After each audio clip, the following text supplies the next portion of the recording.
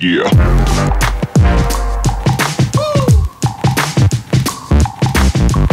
A gente poderia falar também sobre projetos, sobre programa de governo, sobre o que cada um pretende colocar em prática no Vasco em caso de vitória, né? Aham. Porque eu acompanho todos os outros candidatos, né? E eu vejo muitos candidatos falando sobre 777, sobre contrato, mas esquecem do clube associativo. O Vasco vai muito além disso. Isso aí. Vai muito além só de um contrato e do futebol. O futebol é importante? É. É o que faz a gente fascinar e ter essa paixão futebolística pelo Vasco? É. Mas o Vasco vai muito além do futebol. Sem dúvida. Nós temos um clube associativo, nós temos o Vasco, ele também tem esse viés social, né? Esse viés social que é importante, que tem que ser trabalhado. E eu queria também debater, falar um pouquinho sobre isso também, sobre projetos para o clube, patrimônio, né, as outras sedes, né, essa parte virtuosa que é uma associação. Acho que vale a pena a gente falar também um pouquinho sobre isso. Bacana, vamos falar. Vamos começar então, cara. Assim, eu vou sugerir que a gente comece com a 777. Obviamente que você vai poder falar, aqui o tempo é seu para você falar e para você principalmente defender o seu plano mesmo de governo, o que você tem em mente para tocar o Vasco aí nos próximos 3 anos, caso seja o vencedor do pleito. Mas vamos começar pela 777, Cassiano, porque é uma coisa que incomoda a todo mundo, né? A gente sempre bate aqui nessa tecla. Eu tô falando como torcedor, tá? Eu sei que você estava mais enraizado lá dentro do Vasco, e aí você teve, principalmente a gente conversando aqui em off, você teve alguns questionamentos lá atrás, quando ninguém tinha questionamento, né? Você até citou o exemplo do cara que tá morrendo afogado, o que o salva-vidas precisa fazer? Ele tem que dar um mata-leão no cara, porque se o cara estiver morrendo afogado e o salva-vida não der um mata-leão nele, vai morrer os dois afogados. Então o Vasco chegou numa situação que a cada ano que passa a gente via o Vasco piorar e a gente não imaginava que o Vasco pudesse piorar mais do que ele estava. E quando piorou, que foi permanecer 2 anos na Série B. Então eu acho que isso foi uma coisa que traumatizou muito os vascaínos e deixou a gente ainda mais, como é que se diz? Ainda mais triste com tudo que a gente vem vivendo aí nos últimos 20 anos de Vasco, né? O Vasco dos últimos 20 anos não chega próximo ao Vasco dos outros 100 anos, né? Nós temos 125 anos e os últimos 20, 23 foram de muito sofrimento. Foram de muito mais sofrimento do que glória. E aí chega a história da SAF, chega a história de se vender o futebol do Vasco por um valor bilionário, que depois a gente acabou vendo que era milionário. Exatamente. Por um valor bilionário, que o Vasco, que isso, que aquilo outro. E aí, cara, a gente vem cada vez mais descobrindo coisas, ou tentando descobrir coisas. Eu queria que você dissertasse um pouquinho sobre esse tema, 777. Qual é o seu ponto de vista? E o principal, você virando presidente do Vasco, o que você pode fazer em relação a todos os questionamentos que hoje a torcida do Vasco faz? Então, meu amigo, vamos lá.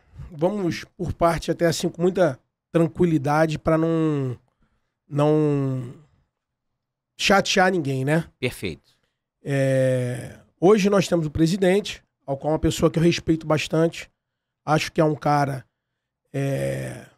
altamente inteligente, capacitado, senão não teria alcançado a realização pessoal e financeira que ele tem hoje, no caso Jorge Salgado.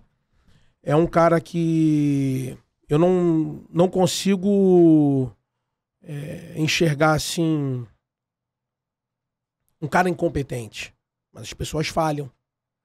Mas é um cara extremamente do bem, tanto que ele me deu a opção, me deu a chance de eu fazer um projeto incentivado para o Vasco, mesmo eu sendo de uma corrente política diferente da dele. Então eu gosto sempre de colocar as coisas com muita tranquilidade, com muita calma, para não magoar as pessoas, entendeu? Porque eu acho que um cara, um senhor, né? Um cara, não um senhor, na idade dele, tendo a realização financeira que ele tem para ele e o que ele já ajudou o Vasco no passado, acho que as pessoas podem tratá-lo com um pouco mais de respeito. Falhou administrativamente? Falhou. Falhou muito. Não foi pouco, não. Falhou muito. Ele rebaixou o clube, ele não só rebaixou o clube, como ele manteve o Vasco na Série B, não é? E subiu no segundo ano de Série B na Bacia das Almas. O Vasco foi expulso da Série B para a Série A. Perfeito. Não é? É o que Então, a gente fala aqui. falhou. Então a gente tem que colocar com muita tranquilidade para não magoar a pessoa, porque ele ajudou o Vasco no passado com recursos, não foram poucos, foram muitos, então vamos com calma. Então, respeito muito ele, como pessoa, como ser humano, como vascaíno, como um senhor, mas como presidente, falhou. Então, vamos separar as coisas, né? Então, começa-se esse processo de SAF, né? Que eu entendi ali que foi uma boia que ele conseguiu colocar para tentar salvar a gestão dele.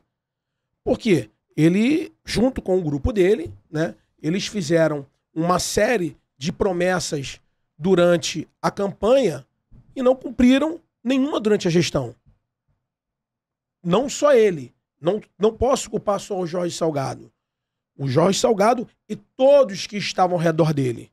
Então hoje, culpar só o Jorge Salgado é covardia. Isso eu não faço. Não cometo covardia. Então, a culpa não é só do Jorge Salgado.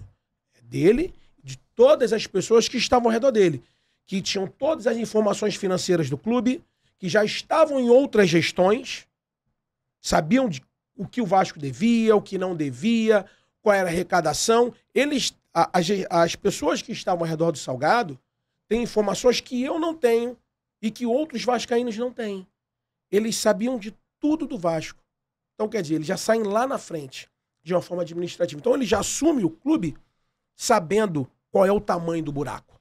Então, ele e o grupo dele jamais pode falar que não sabe qual é o problema do clube. Eles sabem de todos os problemas. Fazem promessas de campanha de 70 milhões no primeiro dia, 30 milhões no segundo dia, não sei quantos milhões no primeiro dia. Ganharam uma eleição, não aportaram nada. Né? Mantém o Vasco, rebaixam o Vasco, mantém o Vasco rebaixado, surge uma proposta de SAF, que conceitualmente eu sou extremamente favorável. Falei isso na eleição de 2020. Eu fui o primeiro agente político a falar que era favorável conceitualmente a SAF. Quando eu falei isso, as pessoas, cara, você é louco. Pô, o Vasco é um clube, como é que eles falaram? É um clube com pessoas que são um pouco adversas à novidade. Você não pode falar isso. Você não pode falar um negócio desse. Pô, mas, cara, mas eu acho a SAF uma solução para o clube. Enfim, começa o processo de SAF no Vasco, né? De uma forma assodada, de uma forma sem transparência, de uma forma... Estamos no primeiro trimestre de 2022, né? Foi. Tá. Foi, 2022. Tá. Né? De uma forma assodada, de uma forma sem ninguém entender nada. Peraí, deixa eu entender um pouco melhor esse processo. Não, você não pode. Só quem pode é ele. Quer um delivery de qualidade no conforto da sua casa? Liga pra gente, 988-128-435. Temos os melhores produtos e um atendimento de excelência. Seu evento vai ser um sucesso.